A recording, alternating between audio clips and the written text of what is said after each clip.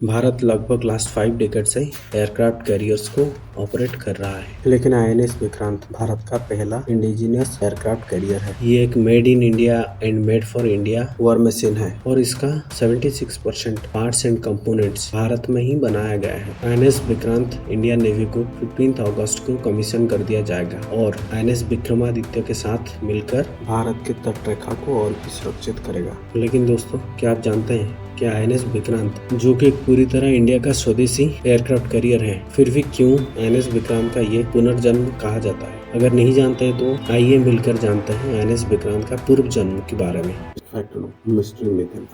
सन 1971 east Pakistan, जो आज की बांग्लादेश है, उसकी आजादी की जंग में इंडिया पाकिस्तान का जंग हुआ था और आईएनएस विक्रांत, जो कि इंडिया का पहला एयरक्राफ्ट कैरियर था, उसकी ताकत का नजारा पूरी दुनिया को दिखाया था। इस जंग में भारत के 3000 सैनिक शहीद हुए थे और 12,000 से भी ज्यादा घायल हुए थे और आईएनएस विक्रांत ने पाकिस्तान को बांग्लादेश में घुसने से रोककर भारत के कई सैनिकों की जान बचाई। इसके साथ ही बांग्लादेश आजाद हुआ और 93,000 पाकिस्तान सैनिकों ने भारत के सामने घुटने टेक दिए। इसी साहसी और हौसले की वजह से आईएनएस विक्रांत को 2 महावीर चक्रों से नवाजा गया था। भारत का पहला एयरक्राफ्ट कैरियर आईएनएस विक्रांत को भारत ने the royal navy United kingdom से 1957 में खरीदा था। आईएनएस विक्रांत का पहला नाम एचएमएस हरकुलस था। एचएमएस हरकुलस का मॉडिफिकेशन करके फाइनली 1961 में इंडियन नेवी को कमीशन कर दिया गया और इस विशाल जंगी जहाज का नाम आईएनएस विक्रांत रखा गया, जो कि 35 साल से भी ज्यादा इंडियन नेवी के साथ भारत को अपनी सर्विस दी थी। लेकिन दोस्तों,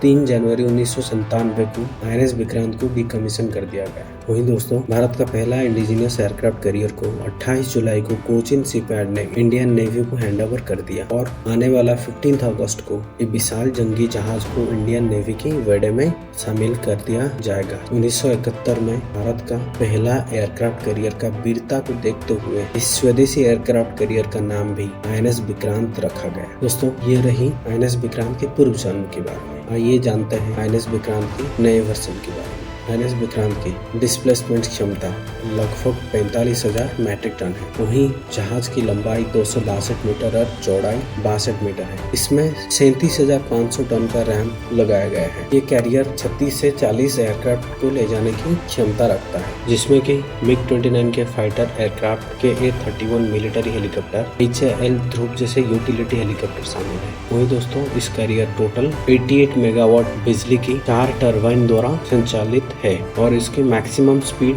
56 किलोमीटर प्रति घंटा है। इस एयरक्राफ्ट कैरियर की स्ट्राइक रेंज 1500 किलोमीटर है और इसमें 64 बाराक मिसाइल्स भी फिट है, जो जमीन से हवा में हमला कर सकते हैं। आईएनएस विक्रांत में मल्टीफंक्शन राडार और सेंसर लगे हुए हैं और तो और 4 dual purpose cannon guns, 4 AK-630 जैसे एडवांस वेपन्स लगाया गया है। वही दोस्तों, ये जहाज की एरिया लगभग 2.5 एकड़ यानी कि 2 फुटबॉल ग्राउंड के बराबर है। साथ ही 15,000 किलोमीटर तक बिना रिफिलिंग के चल सकता है। इसमें लगभग 196 ऑफिसर्स और 1449 सेलर्स रह सकते हैं। इस एयरक्राफ्ट कैरियर को तैयार करने और इसकी मॉडिफिकेशन में लगभग 23,000 करोड़ का खर्चा हुआ है। दोस्तों, ये रहा भारत का पहला स्वदेशी एयरक्राफ्ट कैरियर का स्पेसिफिकेशंस एंड इतिहास के बारे में। दोस्तों, हम अगले वीडियो में आईएनएस विक्रांत का 1971 युद्ध में भूमिका क्या था विस्तार में बताने की कोशिश करेंगे। लेकिन उससे पहले आप लोग से ये निवेदन है